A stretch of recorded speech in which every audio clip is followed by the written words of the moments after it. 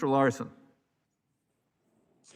Thank you, Mr. Chair. Mr. Secretary, good to see you, and I welcome you back to Washington State's 2nd Congressional District anytime, especially the San Juan Islands. I want to actually focus my comments more on the roads, bridges, highways, transit side of things, but I do want to highlight the letter I sent to you and your office in January regarding the Aviation Subcommittee's priorities as chair of the Aviation Subcommittee. But rather than relive all that, I just want to highlight that for you. And then the second thing I want to highlight in aviation, with no need to comment, but just a reminder of the conversation we had about implementing the Aviation Manufacturing Jobs Protection Act, which was part of the American Rescue Plan, and highlighting that for the supply chain workers around the country. My questions are really on the roads, bridges, highways, transit side of things. And in the Northwest, transportation means jobs. I do think we need a major investment in transportation infrastructure. I think it will create jobs. I think it will help economic recovery. It will ensure the safety of our transportation system, and we can do it cleaner and greener. We're already behind China, as you mentioned. We're behind the EU. We're behind the business sector in the United States. We aren't leading anything when it comes to the investment in using transportation as an investment in climate change. So I do think that we can use the transportation investments to catch up and to support the business sector. So we had a hearing that outlined that very clearly.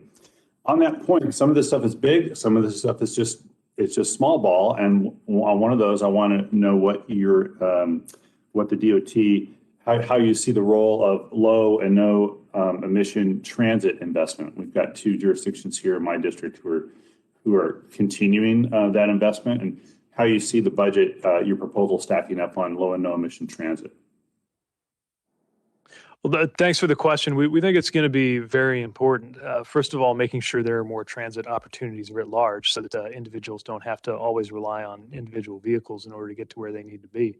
But also making sure when they do opt for transit that the emissions profile of those buses or light rail cars or other vehicles are as low or no emissions as possible. That's the intent of the low-no program. As you know, we recently had a cycle of that go out. And I'm certainly hopeful that that'll continue to enjoy robust support from Congress, because it is a crucial part, in my view, of how we can make sure that we're meeting our climate goals. I want to switch to diversity and equity. It's not just a matter of diversity and equity in considering where we put transportation infrastructure, but it's also the women and men who work in the transportation workforce as well. And I want to know if you have a vision of how to connect transportation investment to helping both the diversify the workforce, which is going to be necessary over time, as well as tying the transportation investment into registered apprenticeships. Yes, I see a lot of opportunity for us to build a more diverse workforce of people at every level, from those who work in this building, in the department, and can be attracted to be involved in public service around transportation, to those who are actually on sites and doing the work on the ground. I envision more robust partnerships with labor and with industry in order to make sure that we're building that more diverse workforce. But frankly, I think we need to better model it here as a department ourselves, knowing how much the industry and the department recruit from one another. And that involves everything from, as you mentioned, apprenticeships, and making sure those are really open to people who may not have seen themselves in those trades before, to reaching people at the youngest possible age, even reaching into middle school when they first begin to picture a future for themselves, and letting those who are underrepresented know that they are welcome and needed in the transportation sector. Yeah, thanks. I'll be quick with this last question, and it's about one of the bread and butter parts of transportation. That's just bridge safety.